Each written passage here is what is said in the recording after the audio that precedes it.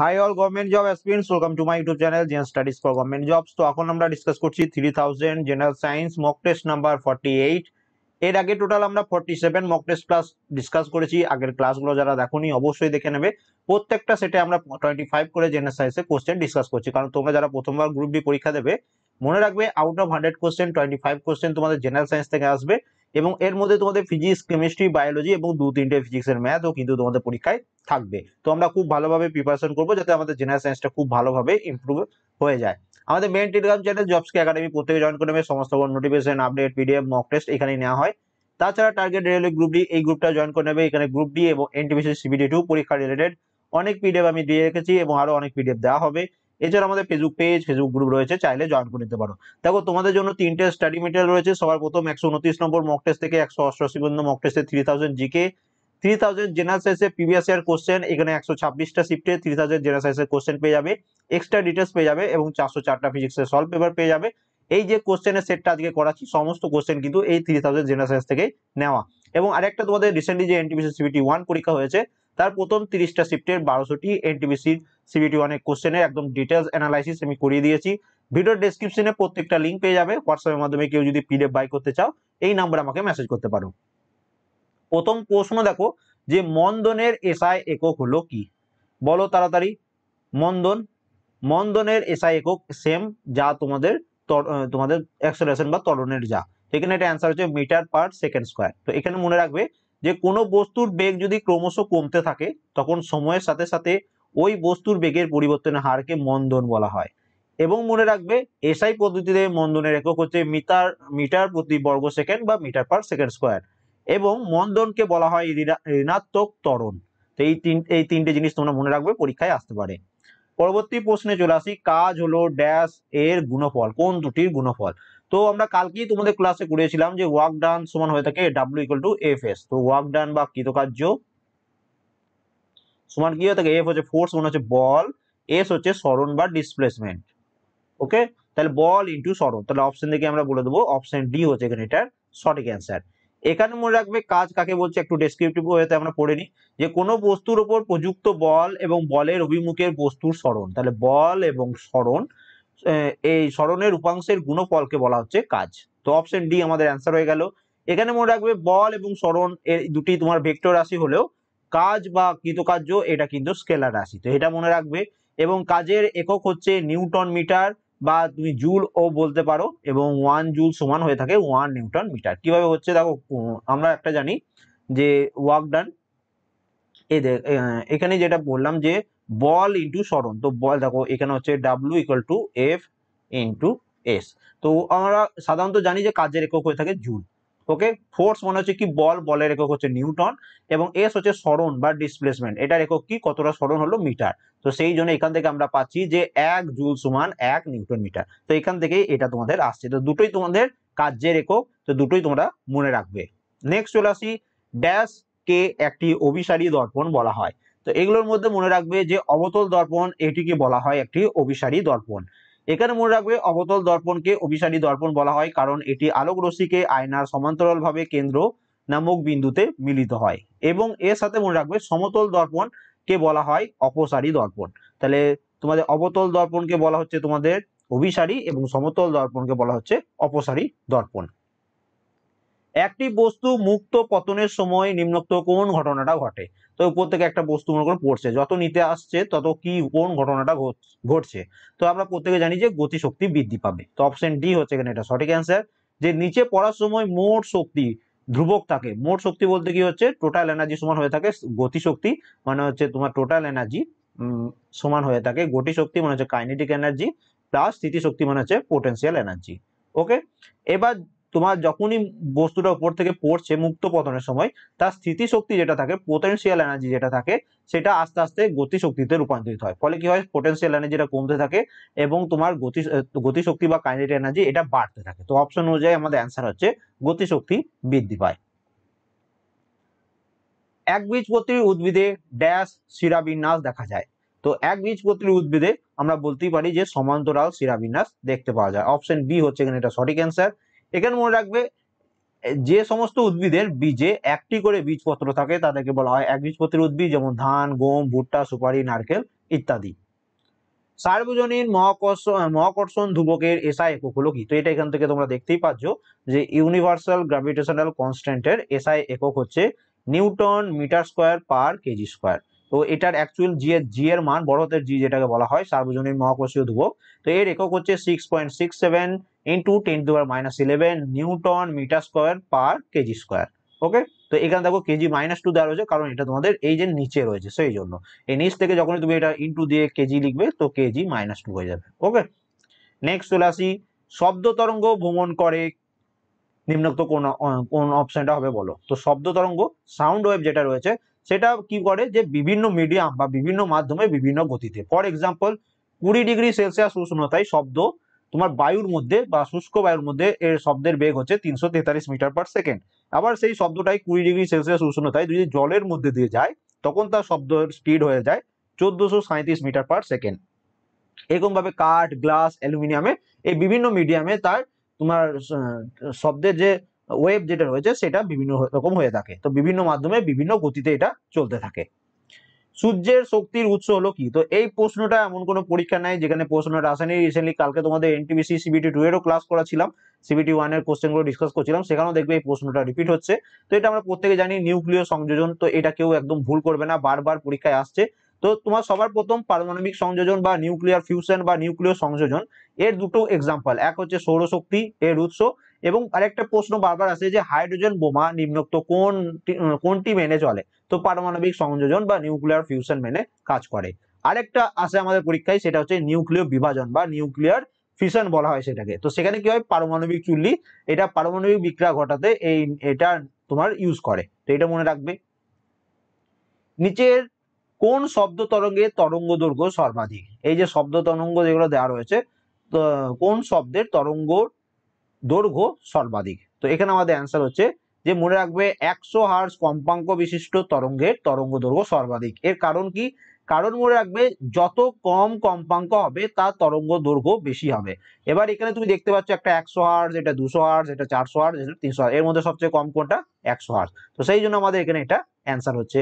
এবং আরেকটা জিনিস মনে রাখবে, যত কম কম্পাঙ্ক হবে তরঙ্গ দৈর্ঘ্য কিন্তু যত বেশি কম্পাঙ্ক হবে তরঙ্গ দৈর্ঘ্য তার তত কম হবে। তো এখানে দেখো 400 হার্জের যে তরঙ্গ মানে কম্পাঙ্ক বিশিষ্ট তরঙ্গ রয়েছে তার তরঙ্গ দৈর্ঘ্য বা ওয়েভলেন্থ কিন্তু এই অপশন অনুযায়ী সবচেয়ে কম। তো এটাও মনে রাখবে।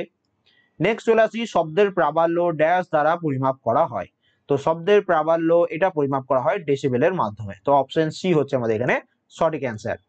একটি 10 কেজি ভরযুক্ত বস্তু দ্বারা অধিকৃত শক্তি নির্ণয় করো যখন সেটি মাটি থেকে 8 মিটার উচ্চতায় থাকবে, এবং জি এর ভ্যালু তোমাদের এখানে দেওয়া রয়েছে। দেখো এখানে মাস বা ভর কত দেওয়া রয়েছে? 10 কেজি। হাইট বা উচ্চতা দেওয়া রয়েছে 8 মিটার। জি এর ভ্যালু তোমার দেওয়া রয়েছে 9.8 মিটার পার সেকেন্ড স্কোয়ার। তার অধিকৃত শক্তি বা কত হবে? তো এখানে আমরা কোন ফর্মুলা ইউজ করব? এখানে আমরা ইউজ করব যে অধিকৃত শক্তি বা পোটেনশিয়াল এনার্জি যে ফর্মুলা সেটা ইউজ করব, M into g into H. তো এম এর ভ্যালু হচ্ছে 10, জি এর ভ্যালু হচ্ছে 9.8 এবং এইচ এর হচ্ছে 8। তো এটা গুণ করলে কত হবে? এটা গুণ করলে তোমার চলে আসবে 784 জুল।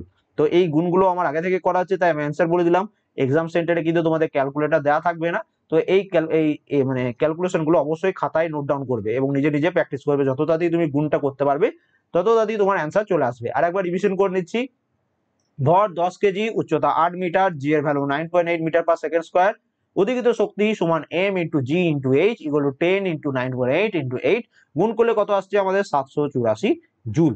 এবার এখানে তুমি আরেকটা জিনিস মনে রাখবে, এইগুলোর মধ্যে কিন্তু আরেকটা ইউনিট রয়েছে। দেখো 10 যেটা কেজিতে রয়েছে, তো এটা কেজি হলো, 9.8 এটা মিটার পার সেকেন্ড স্কোয়ার হলো, এবং এটা হচ্ছে কি 8 মিটারে রয়েছে। তার মানে এটা তুমি এটাও লিখতে পারো যে 784 কেজি, এখানে একটা মিটার, এই একটা মিটার, মানে হচ্ছে কি মিটার স্কোয়ার পার, এখানে সেকেন্ড স্কোয়ার হচ্ছে পার সেকেন্ড স্কোয়ার। তাহলে এখান থেকে তুমি এটাও জানতে পারছো যে 1 জুল সমান তুমি লিখতে পারো 1 kg metre square per second square.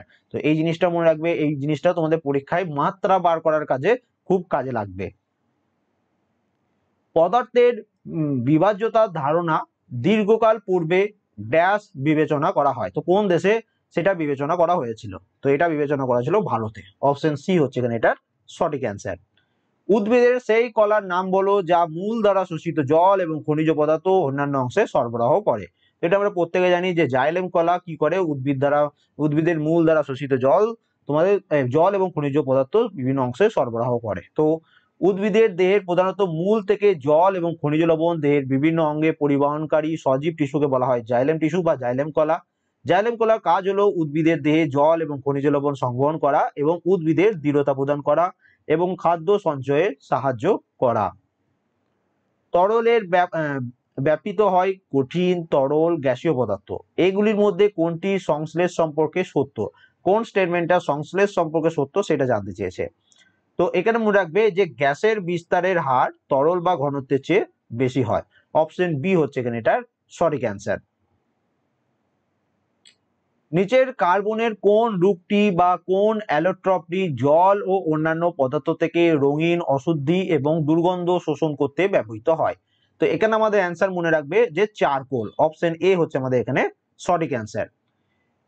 একটি গতিবেগ এবং সময় লেখাচিত্রে রেখার ঢাল হলো কোনটি? তো এরকম করে মনে করো তুমি এই দেখো ভেলোসিটি করলে বা গতিবেগ এবং সময় হচ্ছে টাইম। তো এটার মাধ্যমে কি এটার এই লেখাচিত্রের মাধ্যমে কি পাওয়া যায়? তো এখান থেকে পাওয়া যাবে তুমি ত্বরণ বা অ্যাক্সেলারেশন। তো এখানে দেখো, সরি এখানে গ্রাফটা আমার কাছে দেওয়া নেই, তো আমি পরের একটা ক্লাসে তোমাদের গ্রাফটা এখানে অ্যাড করে দেবো। ওকে, নেক্সট চলে আসি পরবর্তী প্রশ্ন।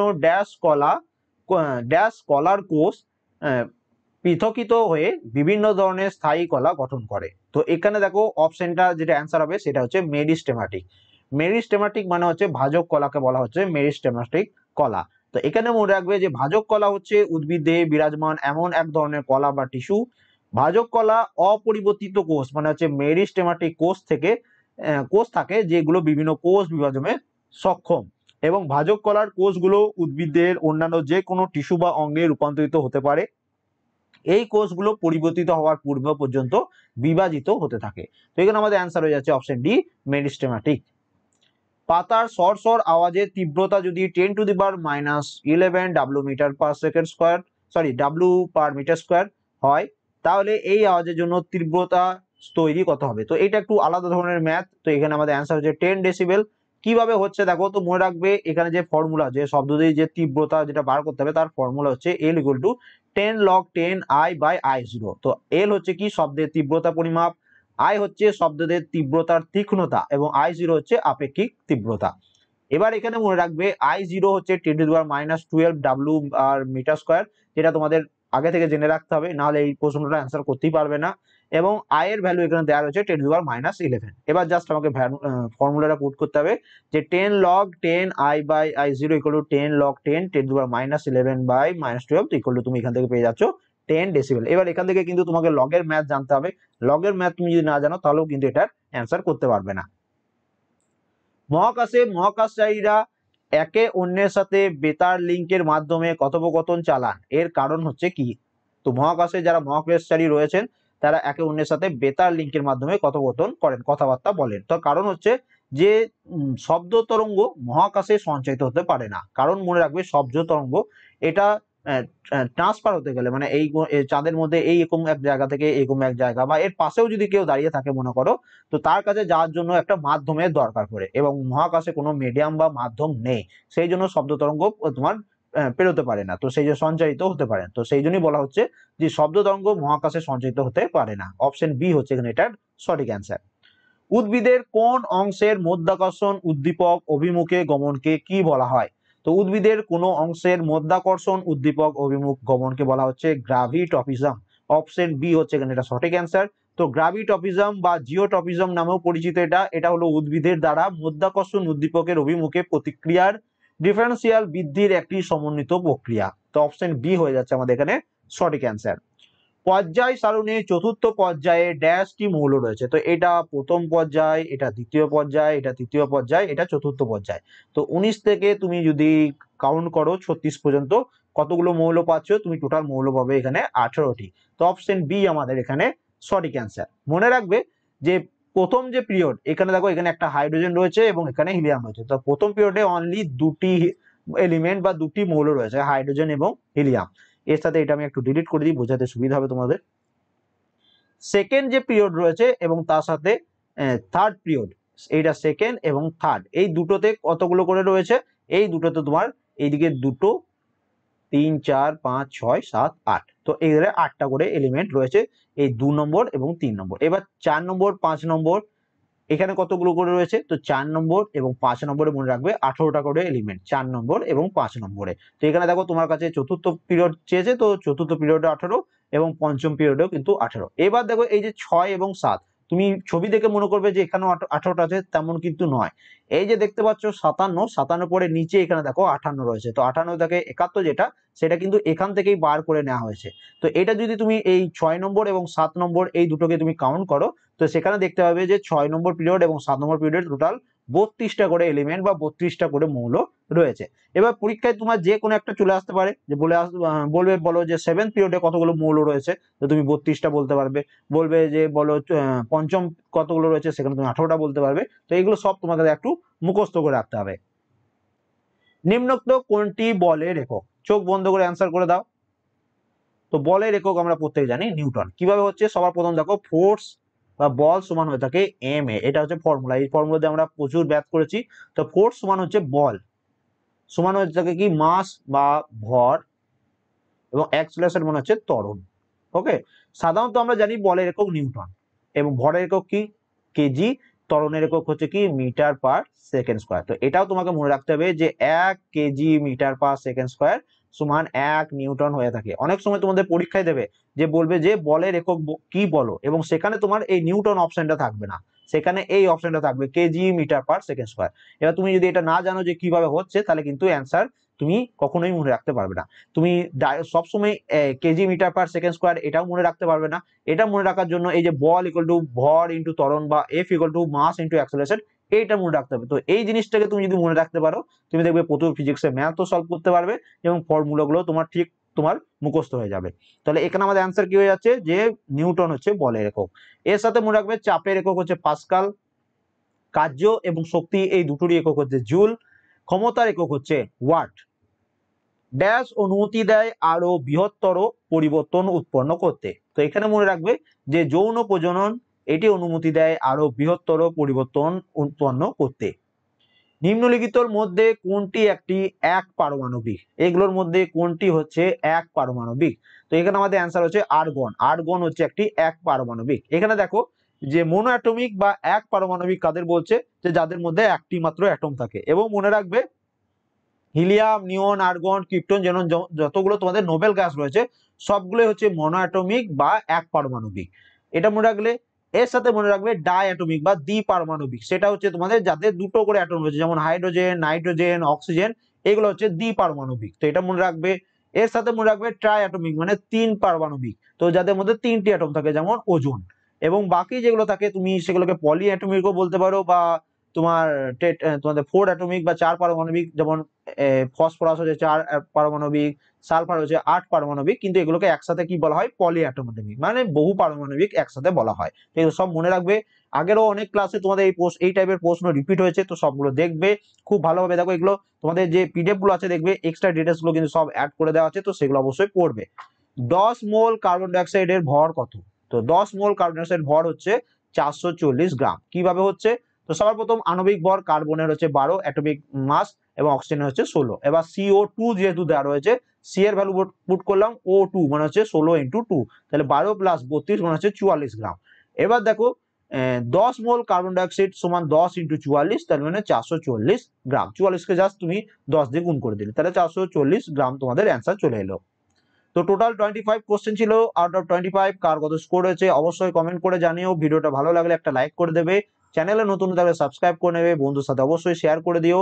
এবং তোমাদের জন্য পিডিএফ গুলো অ্যাভেলেবেল, যাদের কাছে ভালো তোমাদের নোটস নেই তারা অবশ্যই এই নোটগুলো নিতে পারো। প্রত্যেকটার প্লেলিস্ট ভিডিও ডেসক্রিপশনে পেয়ে যাবে, পিডিএফ লিংক ভিডিও ডেসক্রিপশনে পেয়ে যাবে। এবং যারা অনলাইনে বাই করতে পারো না বা ভয় লাগে, তারা যদি হোয়াটসঅ্যাপের মাধ্যমে পিডিএফ বাই করতে চাও, এই নাম্বারে আমাকে মেসেজ করবে। And thank you for watching.